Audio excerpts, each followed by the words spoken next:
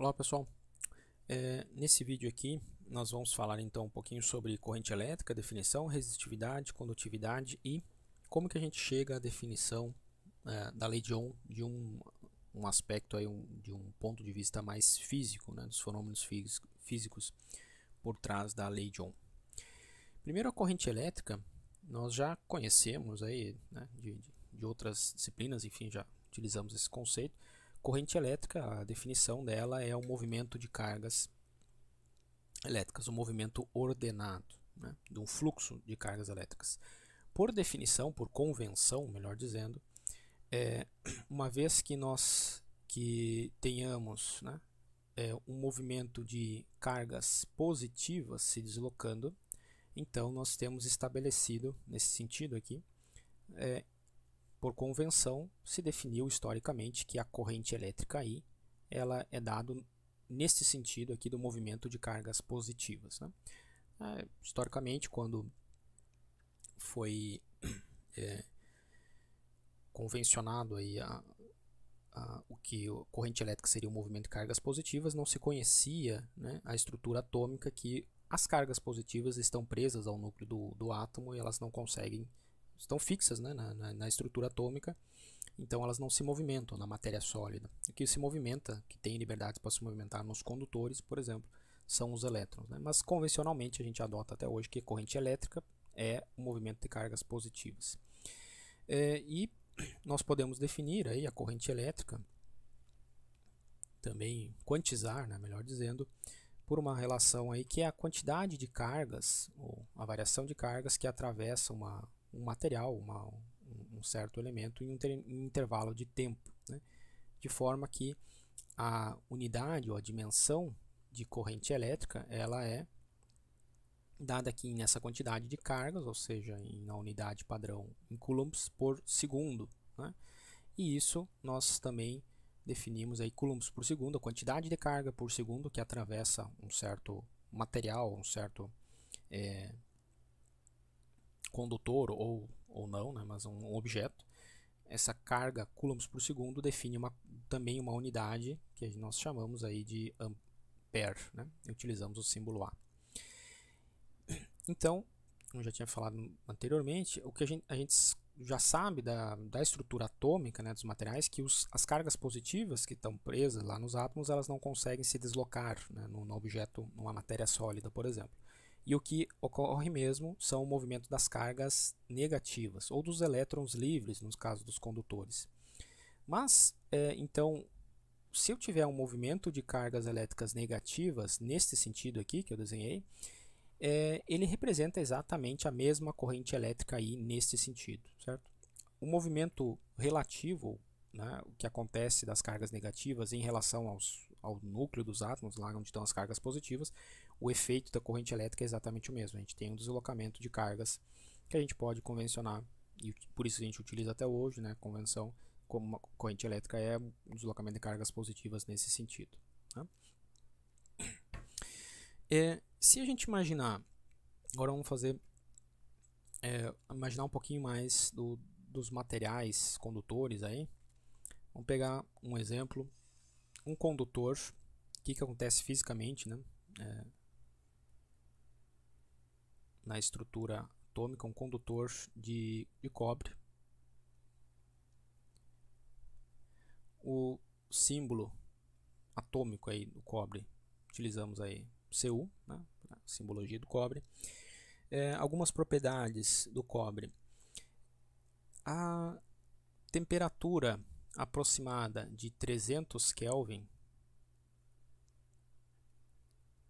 que equivale próxima de 26,8 graus Celsius, temperatura ambiente, né, média que a gente utiliza. Os átomos, as moléculas aí do cobre, eles têm uma energia térmica, né? Essa energia térmica ela produz um movimento, toda a matéria, né, a uma certa temperatura. Qualquer átomo, qualquer estrutura, ela tem um núcleo, as cargas positivas lá presas e os elétrons eles têm o que a gente chama de uma agitação térmica, né, dependendo da temperatura que esse material está. E essa agitação térmica ela causa uma velocidade, um deslocamento, né, devido a essa energia térmica aí, que é um movimento caótico. A gente diz que os elétrons podem se movimentar para qualquer direção. É uma velocidade devido a essa energia térmica, que eu vou chamar aqui de uma velocidade VE. Tá? E essa velocidade ela pode ser em qualquer direção. Para o cobre nesta temperatura, aqui essa velocidade devido à energia térmica, ela é da ordem de aproximadamente 10 elevado a 6 metros por segundo. Então, uma velocidade extremamente alta que devido à agitação térmica, esses elétrons eles atingem, né? Cerca de 1 milhão de metros por segundo a velocidade. Só que nessa movimentação caótica, que devido à agitação térmica que ocorre em qualquer tipo de material, então vai existir sempre colisões, né? Entre uns elétrons livres, eles vão encontrar ao longo do caminho dele um outro elétron livre, eles vão colidir. Então a gente tem colisões entre essas partículas ou com outro átomo. E isso a gente dá então é medido, né, o tempo médio entre colisões. E esse tempo é extremamente pequeno devido à estrutura atômica e essa velocidade extremamente alta. Né? Então o tempo entre colisões nessa agitação térmica, vou chamar aqui de uma variável tal, ele é da ordem de um valor extremamente baixo, 3 vezes 10 na menos 14 segundos. Né? Então, mais ou menos esse aqui é um intervalo de tempo que, nessa agitação térmica, uma partícula ela demora, né, para até, em média, colidir com outra, porque é um movimento caótico, enfim. Né? E nessas condições também, o cobre ele tem a quantidade ou o número de elétrons livres, esses elétrons que estão livres para se movimentar, essa velocidade aqui, então eles estão se movimentando, se agitando devido a essa velocidade da energia térmica. A gente tem um N, a gente vai chamar de número de elétrons livres aqui. Para o cobre, ele é da ordem de 10 elevado na 29 elétrons livres por metro cúbico. Então ele é um número aqui de elétrons por metro cúbico, por volume que existe. Certo? É dessa ordem aqui para. E essa temperatura, obviamente, ele está relacionado com essa velocidade aqui, né? Porque quanto maior a temperatura, mais energia térmica existe aqui de agitação dessas moléculas, maior vai ser essa velocidade. Perto lá o que a gente chama que é chamado de temperatura o zero absoluto, né? Então a energia térmica no zero absoluto seria energia térmica nula, então aí cessa completamente o movimento dessas partículas, né? No zero absoluto, que é uma temperatura teórica que na prática é difícil, muito difícil ou praticamente impossível de ser conseguida experimentalmente. Né? Bom, isso aqui é o que a gente chama, então, só para a gente ter uma forma comparativa, é a velocidade, a escala, né, o termo de velocidade devido a essa agitação térmica, que existe em qualquer material. Se a gente pegar agora também um pedaço de cobre e a gente aplicar uma diferença de potencial, um potencial elétrico, portanto, né, entre um pedaço de cobre, né, que ele tem elétrons livres, se aplicarmos uma diferença de potencial, então um ΔV ou simplesmente um potencial V, o que isso significa? Significa que se existe uma diferença de potencial entre dois pontos quaisquer, né, existe um campo elétrico. Existe então um campo elétrico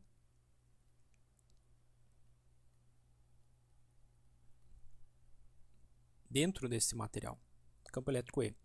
E se existe um campo elétrico, os elétrons livres desse material, eles vão estar submetidos a uma força elétrica, que lá da definição de força elétrica ela é dada como a carga vezes a intensidade do campo elétrico, né, que eu chamei aqui de E. Ou a definição do campo elétrico, né, ela pode ser dada pela força elétrica dividida pela carga. Então, a força elétrica, a carga elementar E de um elétron, em módulo aqui ela é 1,6 vezes 10 na menos 19 coulombs, vezes a intensidade do campo elétrico, a gente vai ter uma força. Se existe uma força sendo aplicada sobre uma carga, aqui nós estamos pensando uma carga lá do material do cobre, essa temperatura, ela está sofrendo uma força elétrica. Se existe uma força, então existe uma aceleração dessa partícula, dessa carga. Então, lá da mecânica clássica, física 1, lá vocês viram que força também pode ser escrita como massa vezes aceleração. Então, se existe aqui uma força elétrica gerada por esse campo elétrico, nós podemos também dizer que vai surgir uma aceleração sobre esta carga, sobre este elétron livre, que é dado por esta força dividido pela sua massa. No caso aqui a massa do elétron, extremamente baixa, mas existe um valor muito pequeno, mas existe uma massa do elétron. E se existe uma aceleração, isso aqui é a aceleração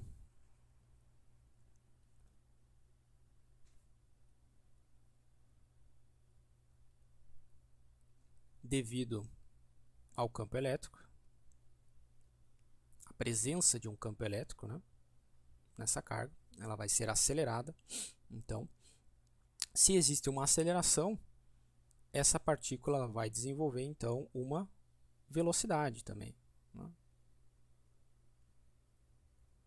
E essa velocidade, que agora devido ao campo elétrico, nós chamamos, ou é chamada de velocidade de deriva. Porque a carga que está sofrendo essa força elétrica, que está dentro da matéria, dentro do cobre lá, ela está sofrendo uma deriva, um deslocamento. Deriva é um deslocamento dessa carga ao longo de uma distância. Então, essa velocidade de deriva, nós vamos chamar aqui de um VD, certo? Uma grandeza VD, velocidade de deriva, que é devido à ação de um campo elétrico. Seguindo a sequência aqui, então, se nós aplicarmos uma diferença de potencial dado por uma fonte, uma bateria, na matéria, num pedaço de cobre, então, se existe uma diferença de potencial, ΔV, isso quer dizer que existe um campo elétrico, porque então, o V está relacionado com o campo elétrico, a diferença de potencial, o gradiente do potencial está relacionado com o campo elétrico, ou melhor dizendo, o gradiente do campo elétrico está relacionado com o potencial. A variação de potencial, então, quer dizer que existe um campo elétrico naquela região. Se existe um campo elétrico, existe uma força elétrica atuando sobre aquela carga. Se existe uma força atuando sobre um objeto qualquer, esse objeto ele está submetido a uma aceleração que é dado pela força dividido pela sua massa. E se existe uma aceleração, então vai existir uma velocidade deste mesmo objeto, que a gente chama aqui então de velocidade de deriva, atribuída como uma consequência da presença do campo elétrico nessas cargas. Essa velocidade de deriva, então, ela é uma velocidade que os elétrons livres, apenas os elétrons livres, nós estamos considerando os elétrons livres, aqueles que estão nas camadas de valência, livres para se movimentar, nos objetos condutores, estamos fazendo uma análise aqui para um condutor, Então, essa velocidade de deriva ela vai ser desenvolvida estamos considerando aqui para os elétrons livres de uma matéria, certo?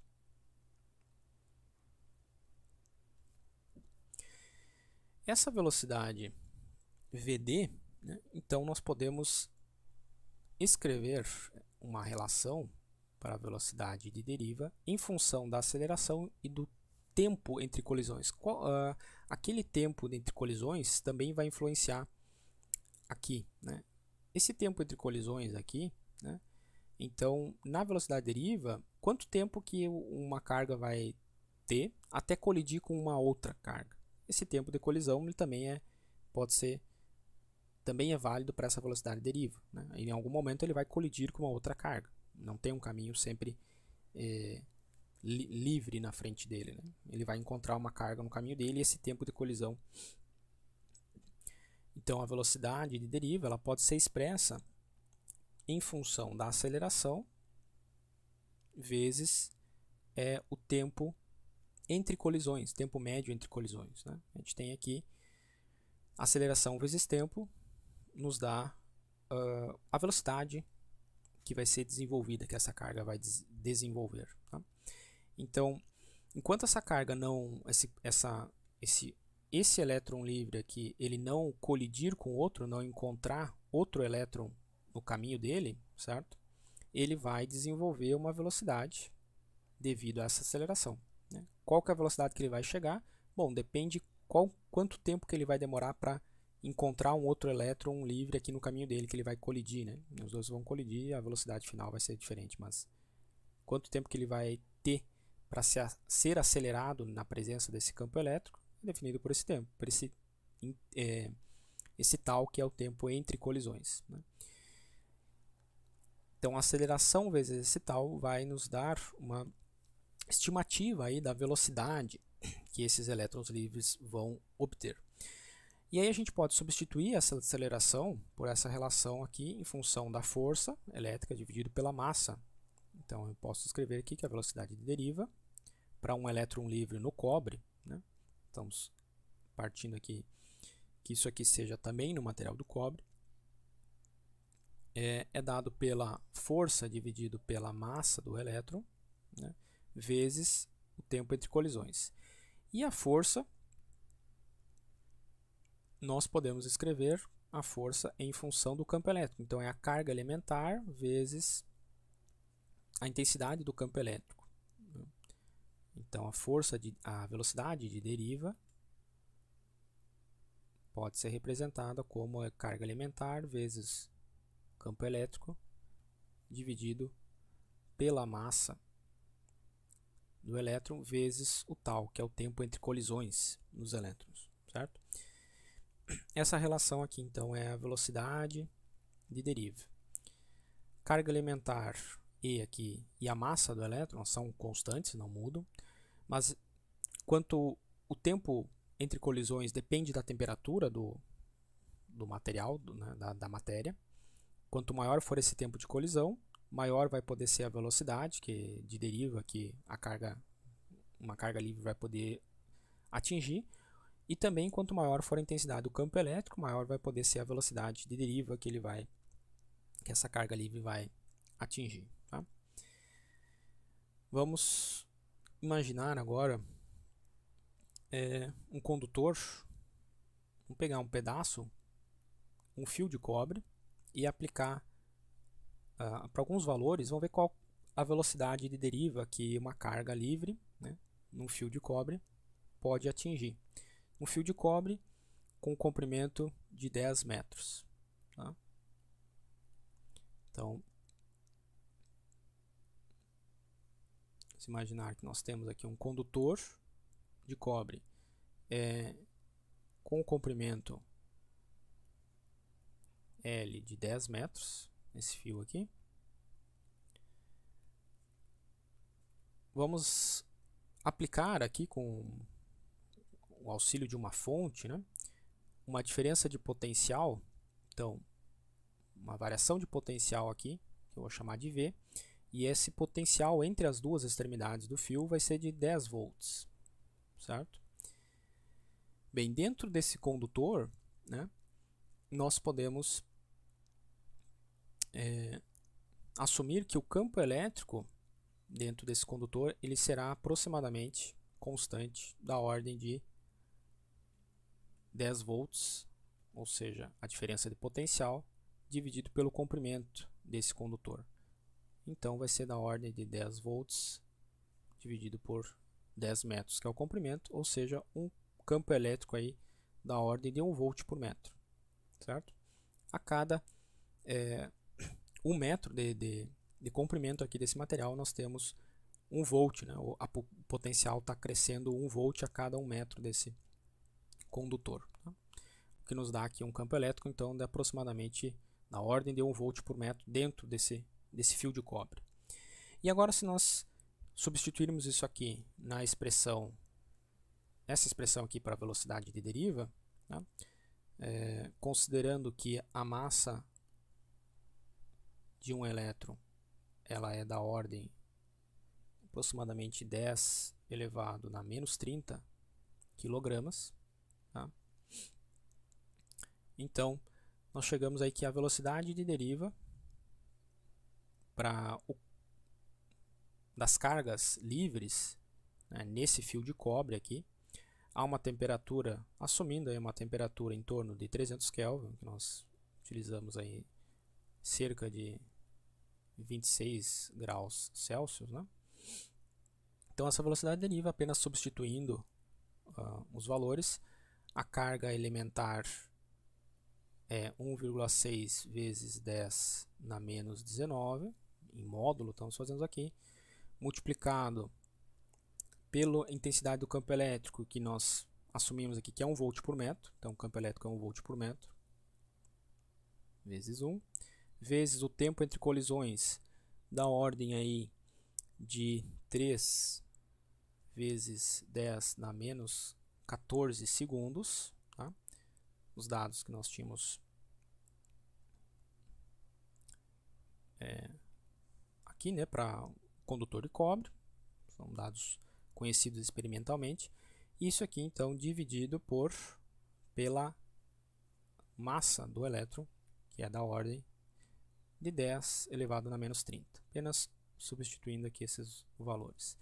Essa velocidade de deriva, ela dá em torno aí de 5 vezes 10 na menos 3 metros por segundo. O que ela representa, né? Isso aqui é uma velocidade de 5 vezes 10 na menos 3, ou seja, 5 milímetros por segundo.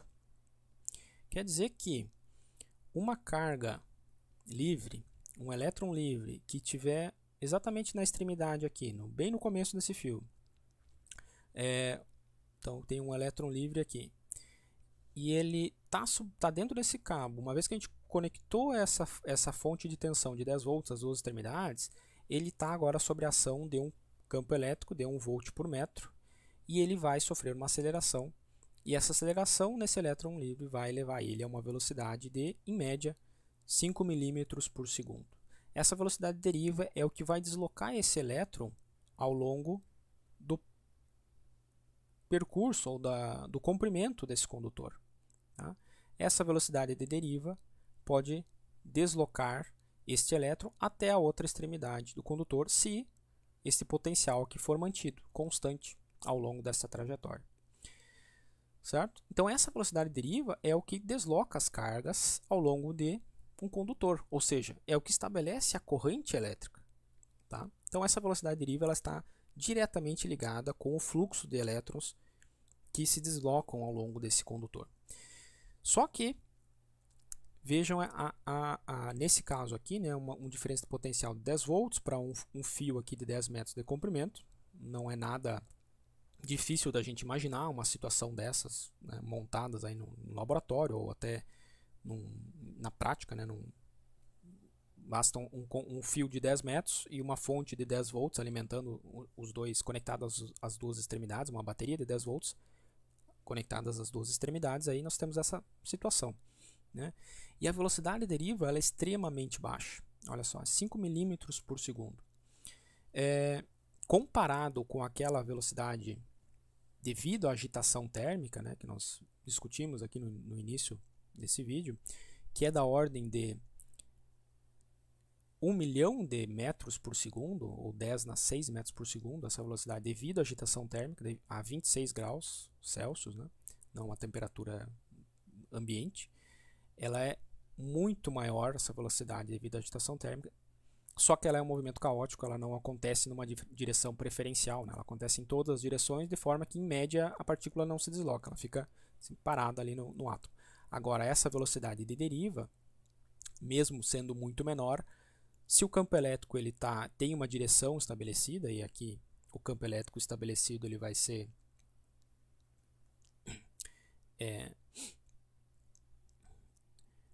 na direção, se o potencial for maior aqui, né, no caso, a carga elétrica ela está indo em direção sempre ao maior potencial, o elétron livre está indo sempre à direção do maior potencial, e então o campo elétrico nós temos estabelecido, Vou pegar outra cor aqui. Tem que ser um vermelho. A direção do campo elétrico aqui é no outro sentido, né? O campo elétrico ele está estabelecido nesta direção. De forma que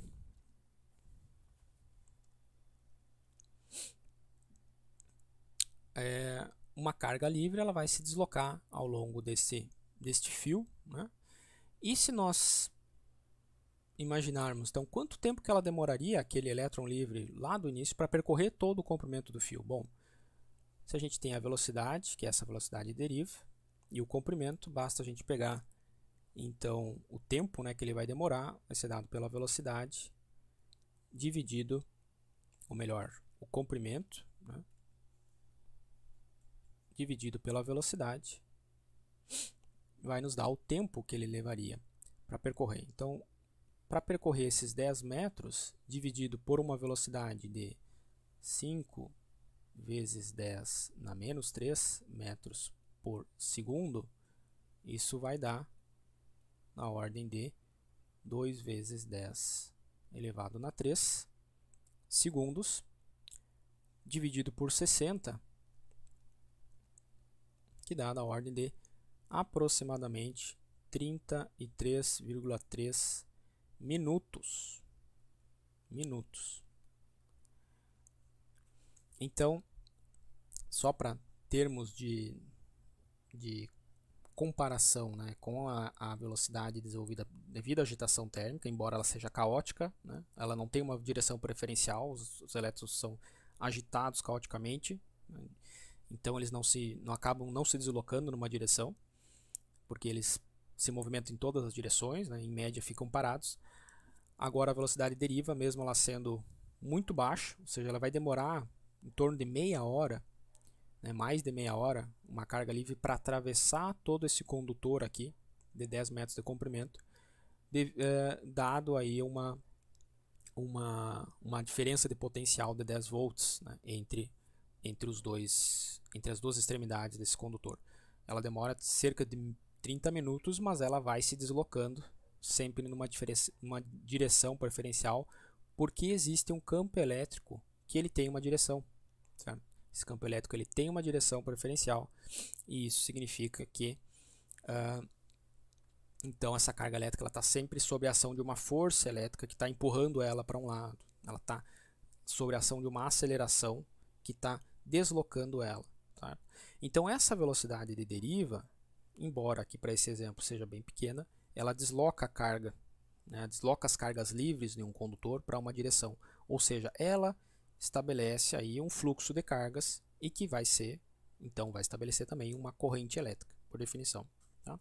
Agora vamos, na próxima parte do vídeo, aí, vamos discutir um pouquinho, vamos ver como é que a partir dessas grandezas aqui que nós abordamos, mais no sentido físico, né, na estrutura atômica, o que acontece aqui, imaginando uma partícula se deslocando, né, com uma velocidade de deriva, como que isso está relacionado com o que a gente já conhece, vocês no curso de engenharia já utilizam direto, né, dia e noite, aí, a famosa lei de Ohm. Como é que essa velocidade de deriva ela está relacionada com a lei de Ohm? Como é que a gente chega na lei de Ohm, na verdade, através desse conceito aqui de deslocamento por velocidade de deriva? Percebam que, lembrem bem que essa velocidade de deriva ela está deslocando essa carga livre, esse elétron livre, porque existe um campo elétrico. O campo elétrico, a existência de um campo elétrico e a possibilidade dessa carga se deslocar, né, ela estar livre para se deslocar, que permite a surgir, né, uma velocidade de deriva, portanto vai permitir o surgimento de uma corrente, de um fluxo elétrico ou uma corrente elétrica, tá? A gente vai fazer uma pausa aqui, uma quebra no vídeo, e no próximo a gente volta a discutir esse tópico aqui, que é muito interessante aqui para a gente compreender, né, da onde que vem aquela relação que a gente está muito acostumado a utilizar da lei de Ohm.